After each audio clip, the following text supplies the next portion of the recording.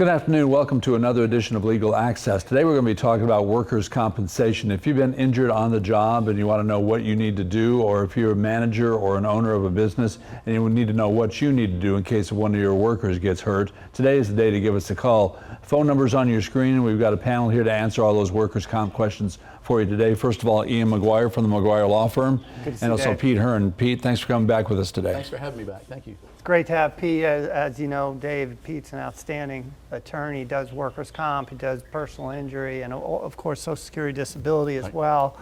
And he works with his brother George and niece Kathleen, and they do family court, but Pete does a great job, is a great trial attorney, and also our topic today is workers' comp, and does a super job with that as well. And Pete's always been so gracious with his time to come on our show, and so it's great to have you back, buddy. Thanks for having me. It's good seeing you guys too. So if you want to know what your rights are and your responsibilities are in case you get hurt on the job, today is the day to call. The phone number's on your screen, 843-848-8080. Give us a call here today on Legal Access. Now let's go ahead and just start at the beginning. Let's say you've hurt yourself on the job. Now if you're the injured worker, what do you need to do first to make sure that your case moves forward as quickly and hurdle-free as possible? A couple of things. First thing you want to do is report it to your employer. Don't try to shake it off and hope it'll go away, because you've got to give them notice, and you have 90 days, but the sooner the better, because any delay, they try to manipulate that sometimes. I mean, not always. But second thing is, ask your employer, I got hurt, where do you want me to go for treatment? Right. Because the employer has the right to direct treatment, but if you treat on your own, they might try to use that against you. Say, well, you decided not to do it, you filed a claim, you decided to do it on your own. So those are the two biggest things, I think. What if the employer says, you don't really look hurt to me, I don't think you need to go to the doctor, just shake it off, rub some dirt on it, and go back to work? Yeah. Well, if they won't authorize treatment, it's best still to get checked out at a primary doctor's care or something like that, not a hospital. And then you can file a claim with the commission, or you can hire an attorney. Good idea to consult with an attorney, but you can file a claim without an attorney. And that way you get your claim in, you told the time period for reporting, and you've got initial treatment that will document the fact that, one, you got hurt, but most importantly, it was at work. Right. And for employers, it's really important if somebody gives you notice of a incident, a report should be filled out, and they have a responsibility to do that. From the worker standpoint, you got 90 days generally to put the either your boss or whoever that may be, or HR on notice of an incident. And it's good to get something, if it's denied, if they say no, go back to work, you definitely want to have something, whether it's an email, at the very least a text, but preferably something in writing, where there's no question that the management has been put on notice of a claim. There's exceptions to the 90 days, but there's no reason to get anywhere in that ballpark. Really, once you think that you might have any type of injury, mild or otherwise, you want to make sure that notice is given properly. And getting something in writing, you're not being litigious, you're just being careful, and you're safeguarding yourself. So don't worry about what it looks like. You need to safeguard yourself and get something in writing. Now, if you go to the doctor that's prescribed by your employer and it's a soft tissue injury, and they say, I don't see anything wrong with you, you just need to go back to work, but something's wrong. If you go to your own doctor or another doctor and get a second opinion, and they do imaging or whatever, and they find out that you do have something wrong with your back or your neck or whatever, is that going to hold up all right? Probably. You need to, it's important, again, that we tell the doctor, I got hurt at work, because sometimes people will go on their own and they don't mention that it happened at work. And the employer, if they fight, will bring that up and say, well, there's no mention here that it happened at work. You went on your own, we don't know when that happened or where it happened, but there's no report of the injury in the doctor's note. And the doctors they'll give a history that you present to them, typically, but if you don't tell them about it, that could hurt you later on. And every once in a while, I think you've probably had this situation, Pete, over the years, at least once or twice, that the boss will say, look, don't mention that it happened at work. I'm going to pay for it. Just go to the doctor or go to the hospital and just don't say it happened at work. Right. Well, that's not a good idea. Never do that, because if it ends up being a significant, extensive injury, all of a sudden, there's no evidence that it happened at work. Then you've got a problem. And so just it goes without saying, always be honest. And if you're ever in that situation, consult with an attorney immediately. So I know people are worried about their jobs and losing their jobs, and if it's a minor injury, maybe you make that call, but you don't want to lose out if you're significantly injured because you're trying to keep your job and doing what your boss asks you to do. And that doesn't come up a lot, but it has come up enough to mention it. Yeah, and it's not a lawsuit. People, I don't want to sue it's an insurance claim. Right. And the employers are required to have the insurance so that people will be protected on the job. And the employers get a great benefit by having workers' comp insurance, even though they have to have it if they have 4 or more employees. And that's that you can't sue them. Right. That it protects them from lawsuits from their employees. And that can be really significant, a lot more so than paying the workers' comp insurance. So, Now, as you said, if you have 4 or more, you have to have it. But if you've got 4 or less, is it a good idea to have workers' comp insurance for yourself? I think so. Because people complain about professional liability insurance, and it's an expense. But the cost of a lawsuit, if something horrible happened, it will far outweigh it. So you're really smart to have it no matter what. Yeah, and I didn't mean to interrupt you, but I'm just agreeing with you. If you have that insurance and it stays under the umbrella of workers' comp, there's parameters and there's limitations of recovery and benefits. If it doesn't fall under workers' compensation, then it's open where you have pain and suffering, loss of enjoyment of life, all these things where there's sort of an unlimited potential harms and losses and damages. So it definitely it protects you in ways as well to have it. We're talking about workers' compensation here today. The phone lines are open. 848-8080 is our phone number. Whether you want to know what you need to do if you're a worker getting hurt, or if you're an employer that one of your workers have gotten injured, what you need to do. Today's the day to give us a call. Again, the phone lines are open. We'd love to hear from you. What if you're should you get, if you're self-employed, should you get workers' compensation insurance for yourself? I do, and I think it's not that expensive. Yeah. And the cost of treatment could be significant. So if you have a business, that's one of the things you need to think about doing. You're going to have liability insurance, just a little bit more to have workers' comp insurance. Yeah, years ago I had a fella, and he was pretty significantly injured, and it was like a 2-person business, but he had insurance on himself, and it was wonderful that he had it, because it really moved his treatment along, and he was able to get back eventually to work. But when he was out of work, he had compensation and he had his medical taken care of. So yeah, I agree with Pete. If you can do it and it's not that expensive to have it, it really makes sense. The other thing about a sole practitioner or a sole business owner is that you have to do everything. You're the chief cook and bottle washer, and so you might be lifting boxes. You might have a job that doesn't seem to be dangerous, or it's not around equipment or anything, but you could lift some freight coming in, or lift the wrong way, right, and hurt your back and need a surgery, and so they would give you protection. It would pay you while you were out and provide for you. If you're self-employed, reporting the injury to your boss is really easy because it's you. That's right. Yeah. You probably wouldn't fight that claim. No, probably not. Tell you what, we're going to run to a break here real quick. As soon as we get back, we'd love to talk to you. If you have any questions about workers' compensation, whether it's a specific case or just in general, please feel free to give us a call. Our phone number is on the screen, 843-848-8080. Going to take a break. We'll see you in just a second here on Legal Access.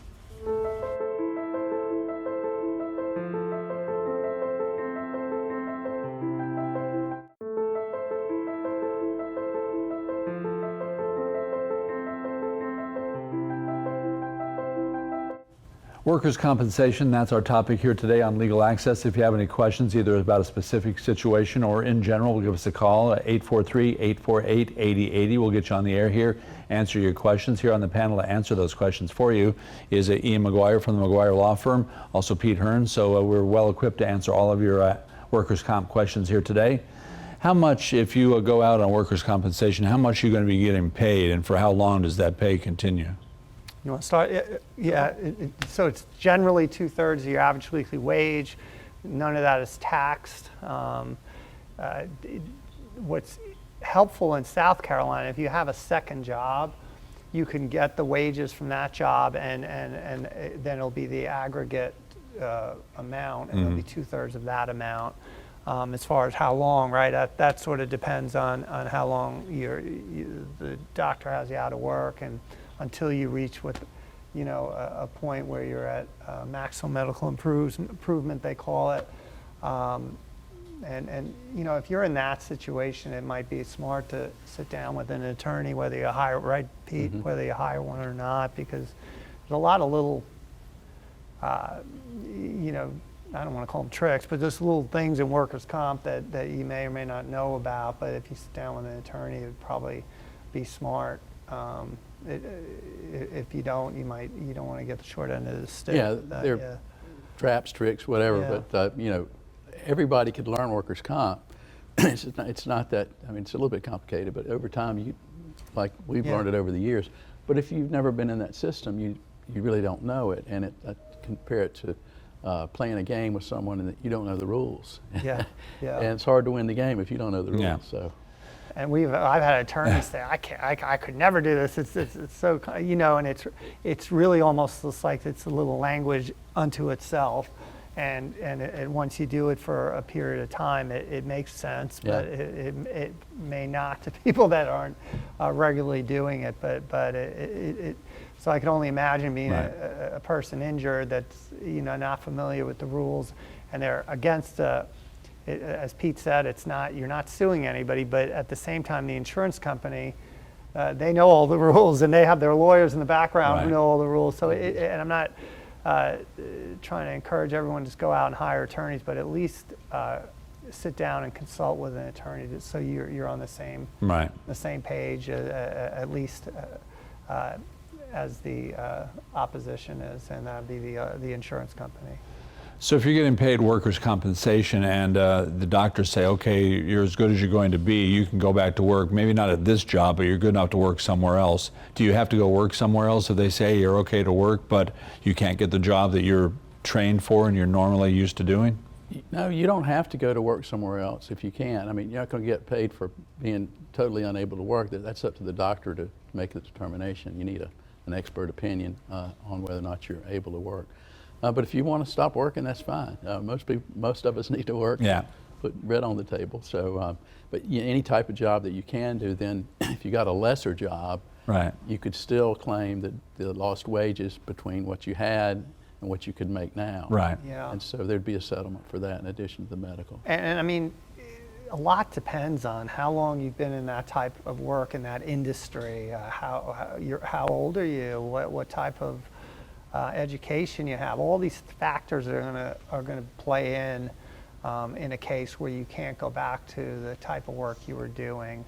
If you're in your 60s and you've done one type of job your whole life, and let's say it's a laborious type tasks, you can't do that anymore. Well, it's going to be pretty hard for that individual to go in and start working in a bank or a law firm or something if they've never done that before, and that all is going to be considered when you're trying to resolve that case. So it really is a case-by-case basis when it comes to that question. Speaking of laborious tasks, we have a lot of construction, et cetera, going on around here. If somebody gets hurt, do you see a lot of times where the insurance companies will say, he's really not an employee, he's more of an independent contractor, so he's not really due workers' compensation?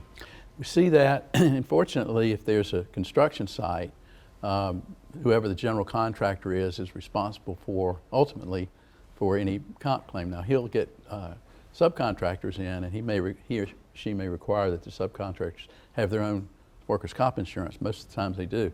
But if he gets a sub in there that doesn't have it, was supposed to have it, said he had it, whatever, ultimately they're on the hook for it. So there's a place to go, and the workers, if they get hurt on the job, they ought to get taken care of. They're putting themselves on the line for their employer, and work hard every day, and whether it's their fault or not, it doesn't matter in workers' comp. If you're working and not misbehaving and you get hurt, you should be taken care of. Yep. proving workers' compensation, proving that somebody was injured on the job sometimes is not as easy as if you were bleeding or broke a bone or something like that. I mean, if you've got soft tissue damage or if you've got repetitive trauma, I guess as they call it, whether it's carpal tunnel, whether you keep lifting stuff over the course of 20 years and now your back finally goes out. What does it take to prove that something like that, repetitive trauma, actually was, caused by your job?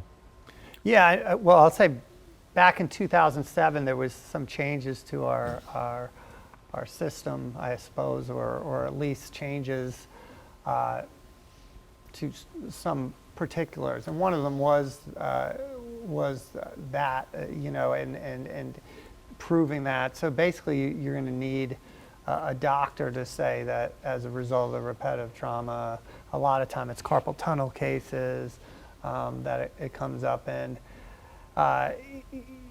It depends. Those cases, it really depends. If you're working doing repetitive work, but then you had one incident that you could actually point to where you had a significant change in your ability to do work, you could probably treat that as a single event, and it seems to flow a lot easier than it does if it's a repetitive trauma case. But like I said, back in 2007, they made the statute. They made some changes, and that was one of them. But really, if you have the doctor stating that the repetitive trauma has caused the issue, usually, right, you're gonna be okay. Sometimes we go a little farther and we'll get an expert outside of, the biomechanical person to say, yeah, that type of work that you're doing is likely to cause that type of injury. But another type of injury that's hard to prove, and in comp it's pretty rare because of the statute, is a hernia. Yeah. Right. And a lot of people get those at work. They also get them at home. Yeah. So it's hard to prove a hernia, and you have to have a doctor say to a reasonable degree of medical certainty that it came from work. Right. And a lot of times the doctor, well, it could have, it may have, and that's not enough. No. And it's hard for the doctors to say too. You present with a hernia, all they can do is listen to what you say, and it's just hard to say that certainly came from this or that. Yep. They are the difficult cases, those hernia cases, and sometimes strokes, and they can be very difficult to prove as well, that it was work related. But it does happen where you have doing something unusual on the job and it causes that. Obviously, if you're in that situation, sit down with an attorney because they're difficult to prove. Mm-hmm. Tell you what, we're going to run to another break here real quick. When we get back, we'll have about 10 minutes left for your phone call, so don't wait any longer. If you have any questions about workers' compensation, call the number on your screen right now and we'll get you on the air. Also coming back after this break, we'll find out about what happens to you if you're driving while you're on the job and you get into an accident. That's all coming up here in just 1 second as well on Legal Access.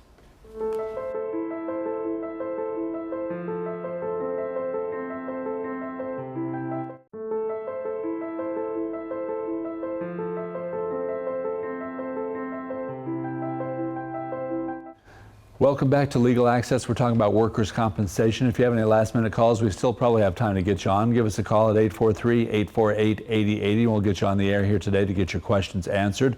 As I said going into the break, if you've been driving and you're on the job and you get into a car accident that's somebody else's fault, not only do you have maybe a case against the person who caused the accident, but also you have a workers' comp claim. How does that complicate the case, Ian?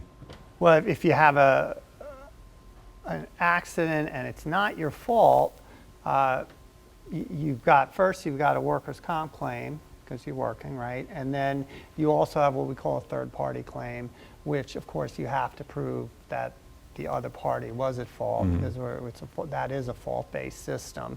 I can't stress enough, if you're in that situation, if you have to be in an accident, I guess it's a great way to be, because you get two bites at the apple, and your workers' comp and your third-party case actually have different potential damages that you can recover. But there's also sort of pitfalls to doing it incorrectly. So it's really important that you consult with an attorney if you're in that situation. For the most part, you go through the workers' comp first. Now, the workers' comp carrier will have potentially a potential lien on whatever they've paid out. So when the third-party case resolves, some of the money, and Right. a small portion of the money may go back to the workers' comp carrier, but for all intents and purposes, you got 2 bites at the apple. Right. Right, Pete? Right, and then the attorney, if you have an attorney, which you should, they'll help you with that lien and may even get it waived by the employer. But certainly they'll help negotiate it so that you'll get more for your net claim.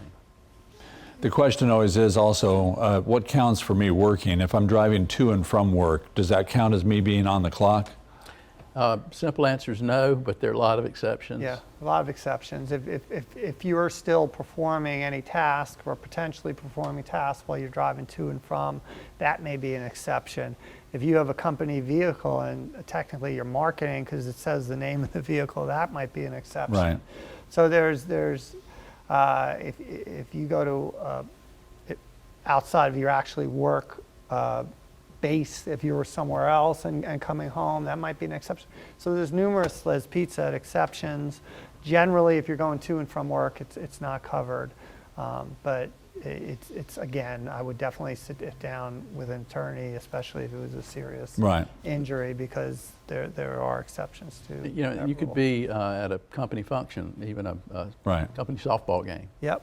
and it's part of work. I mean, if it has Right. a connection to work, or if you were on call and you know you had to be out after hours, but you were on call, then arguably you're working at Right. that time. Even if you're on your way home, yeah. So there's exceptions, and again, if you're in that situation with a third party, the damages are different. As we say with workers' comp, there's the parameters. Technically, you're at the end of a case, you're going to get recover for the permanency of your Right. injury.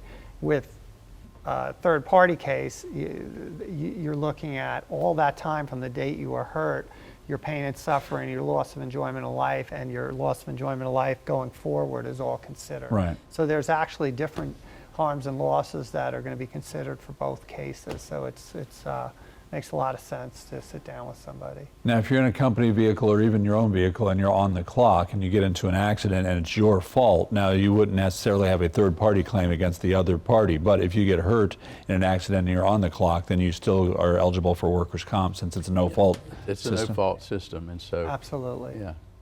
And again, you know, for the Pete says, as long as you're not acting, I don't know what phrase you use, but if you're not acting out of line and doing something, you know, Right. you were hurt at work and you were started a fight with somebody and you were the instigator, you might not be able to recover if you were injured. But so there are exceptions Yeah.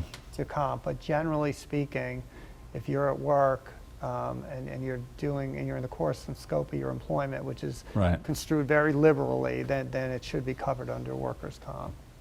So pranks and stuff like that, or somebody gets into a fight with you, Right. as long as you're not the instigator. If you're of the that. victim, Right. you can recover. If Yeah. you're the instigator, probably not. Yeah.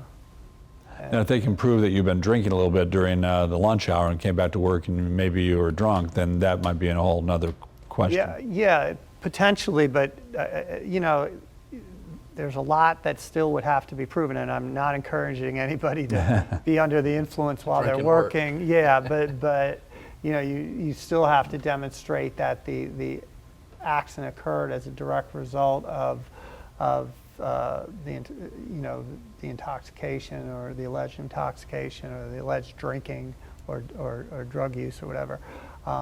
So if the accident could have or would have happened anyway, then just because you were drinking, believe it or not, is not going Right. to prohibit you from recovering. The same thing with weed, marijuana. You know, it's Yeah. illegal, Right.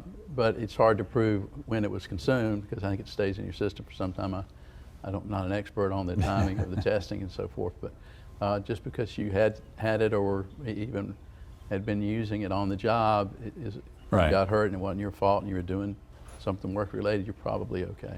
Appreciate you watching here today as we've been talking about workers' compensation. If you didn't get your question answered, make sure and send us an email, legalaccess@wmbfnews.com, and we'll answer the question for you off the air. Next week, we're going to be talking about real estate law. So if you have any questions about that, next Thursday is the time to be watching. We'll get those questions answered right here on Legal Access. I want to thank Ian Maguire, Pete Hearn for being with us here today. I'm Dave Priest. We'll see you again next Thursday right here on Legal Access. You may wish to consult a lawyer to obtain case-specific legal advice. Information regarding lawyers can be located online or by contacting the South Carolina Bar Lawyer Referral Service, toll-free at 1-800-868-2284. If you are currently represented by an attorney, you should direct all legal questions to your attorney. The nature